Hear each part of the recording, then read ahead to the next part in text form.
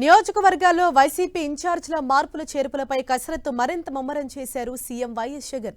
దీంతో తాడేపల్లి క్యాంపు కార్యాలయానికి పలువురు ఎమ్మెల్యేలు, నియోజకవర్గ ఇన్ఛార్జీలు వచ్చారు.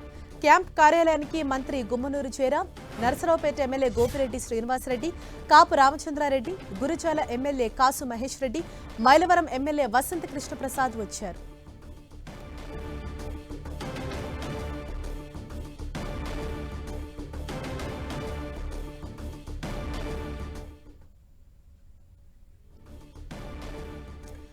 నియోజకవర్గాల్లో వైసీపీ ఇన్ఛార్జ్ల మార్పులు చేర్పులపై కసరత్తు మరింత ముమ్మరం చేశారు సీఎం వైఎస్ జగన్.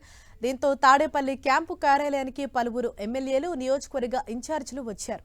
క్యాంపు కార్యాలయానికి మంత్రి గుమ్మనూరు జయరాం, నరసరావుపేట ఎమ్మెల్యే గోపిరెడ్డి శ్రీనివాసరెడ్డి, కాపు రామచంద్రారెడ్డి, గురుజాల ఎమ్మెల్యే కాసు మహేష్ రెడ్డి, మైలవరం ఎమ్మెల్యే వసంత కృష్ణప్రసాద్ వచ్చారు.